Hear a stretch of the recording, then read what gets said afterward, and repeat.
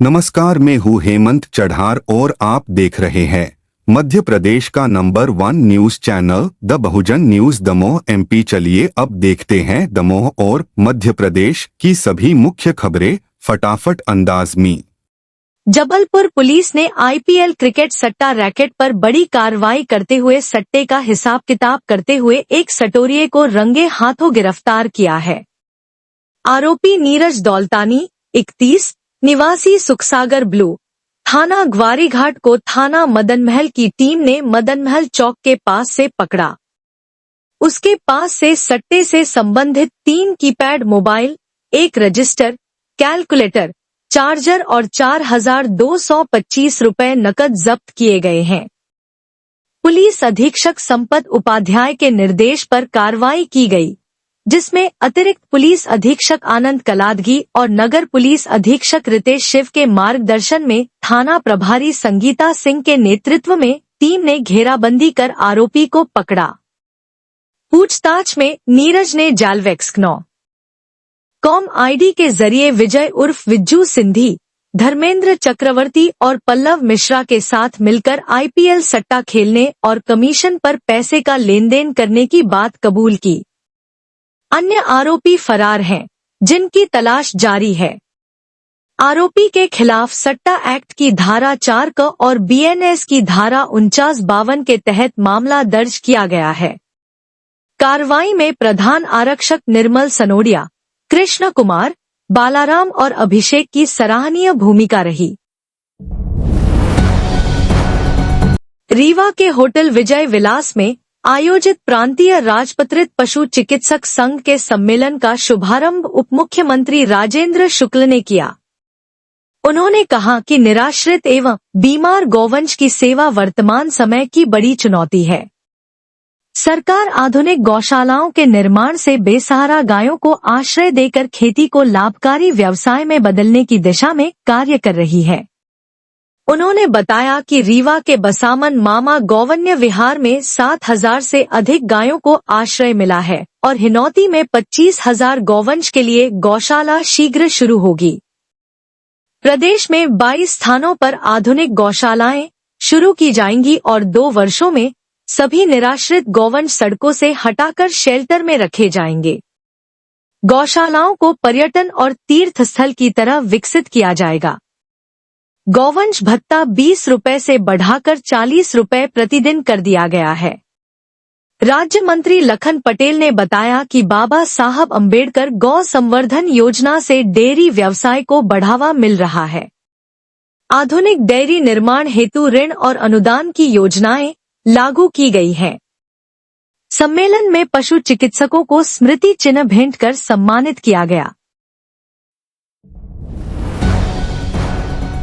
सागर जिले में social media के जरिए ब्लैकमेलिंग के 2 मामले सामने आए हैं, जिनमें आरोपियों ने युवतियों की तस्वीरों को गलत तरीके से एडिट कर उन्हें वायरल करने की धमकी दी। पुलिस ने दोनों मामलों में FIR दर्ज कर जांच शुरू कर दी है। पहला मामला मोतीनगर थाने का है, जहां एक युवक ने एक युवती की फोटो एडिट कर उसे सोशल मीडिया पर वायरल करने की धमकी दी और इसके बदले पैसे की मांग की। पीड़ित युवती ने पुलिस में शिकायत दर्ज कराई, जिसके बाद मामले की जांच शुरू हुई।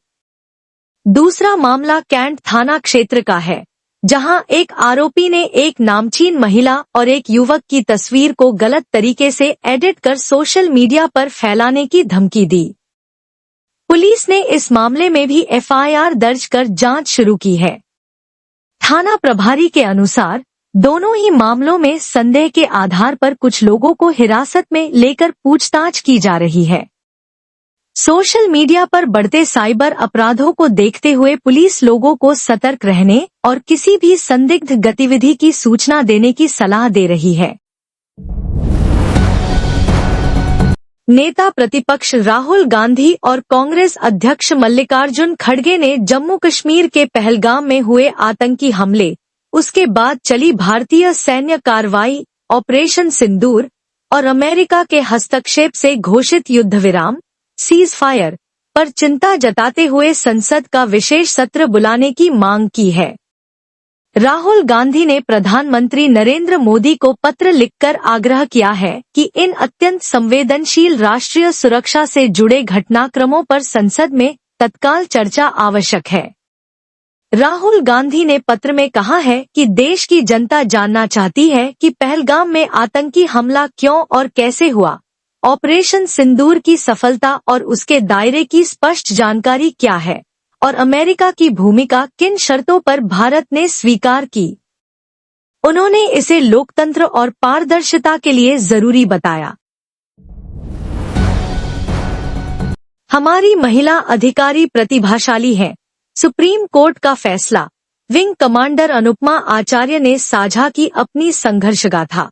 आज देश में जो स्थिति है उसमें हम अपने देश की सबसे भरोसेमंद संस्था भारतीय सेनाओं के लिए अपनी प्रतिबद्धता दोहराते हैं और भारतीय सेना के शौर्य साहस को श्रद्धा पूर्वक सैल्यूट करते हैं।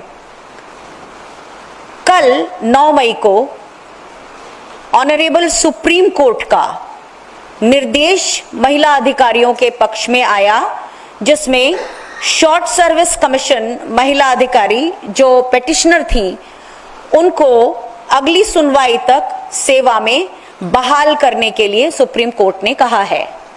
जस्टिस सूर्यकांत जी ने ये कहा कि महिला अधिकारियों का मनोबल इस समय में बढ़ा रहना चाहिए और उन्होंने ये भी कहा कि महिला अधिकारी प्रतिभाशाली हैं। केंद्र सरकार की तरफ से ये कहा गया था कि हर वर्ष केवल 250 शॉर्ट सर्विस कमीशन अधिकारियों को ही परमानेंट कमीशन दिया जा सकता है, 600 के 700 के लगभग जो होते हैं उसमें से, और सेनाओं में अधिकारियों का युवा काडर होना बहुत जरूरी है। इस पर सुप्रीम कोर्ट ने ये कहा कि जो अनुभवी महिला अधिकारी हैं वे भी युवा सैनिकों का मार्गदर्शन और मानसिक संबल बनाने के लिए बहुत आवश्यक हैं।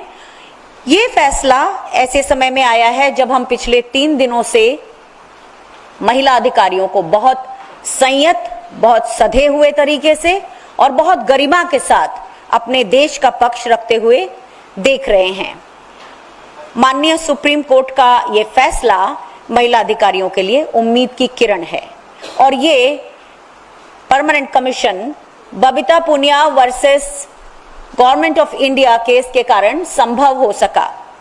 मैं खुद इस केस की एक बेनिफिशियरी रही हूं।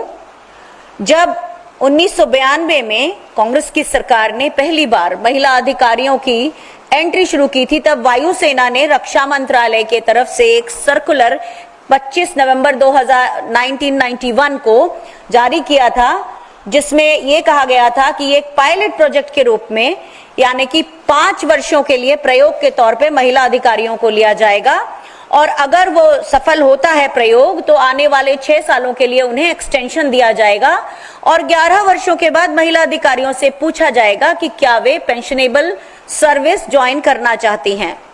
1999 से 2004 के बीच में जब बाकी सरकारी नौकरियों में ओपीएस खत्म हुआ, उसी समय महिला अधिकारियों का ये जो पेंशन के लिए विकल्प देने की बात थी वो भी खत्म हुआ।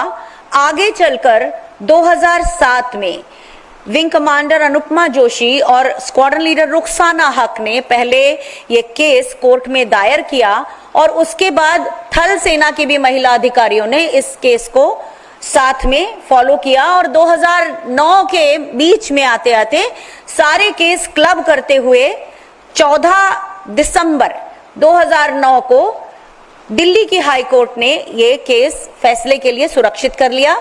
जब कोर्ट खुली तो 12 मार्च 2010 को कोर्ट का महिला अधिकारियों के पक्ष में निर्णय आया, लेकिन चूंकि भारतीय वायुसेना का केस एक मिनिस्ट्री ऑफ डिफेंस के सर्कुलर से फॉर्मली प्रोटेक्टेड था, इसलिए उनका केस ज्यादा मजबूत था। इस दौरान हम करीब 15 महिला अधिकारी 23 मार्च 2010 को राहुल गांधी जी से अपनी वकील सुश्री रेखा पल्ली जी के साथ मिले और उन्होंने हमें आश्वासन दिया कि केस के मेरिट पर वो हमारा केस जरूर रक्षा मंत्रालय के सामने रखेंगे। चूंकि भारतीय वायुसेना की महिला अधिकारियों के केस के ऊपर एक पॉलिसी लेटर इशू हुआ था, तो मेरे जैसी 23 महिला अधिकारियों को तभी परमानेंट कमीशन मिल गया था। लेकिन सेना में इस तरह का कोई पॉलिसी लेटर नहीं निकला था, तो Babita Punia versus government of India case की बाकी महिला अधिकारियों को सुप्रीम कोर्ट में अपनी लड़ाई आगे के 10 सालों तक लड़ना पड़ी। नौसेना की महिला अधिकारियों ने काफी बाद में जाकर कोर्ट में अपनी परमानेंट कमीशन की लड़ाई लड़ी। तो सेना की महिला अधिकारियों में, जिनमें हमारी कर्नल सोफिया कुरैशी भी शामिल हैं, इनको 2020 के निर्णय से पेंशनेबल सर्विस मिली और नौसेना के अधिकारियों को उसके अगले साल। लेकिन ये उन्हीं सबको मिला जो अपना केस कोर्ट में लड़ने गई। Subscribe the Bahujan news and like this video.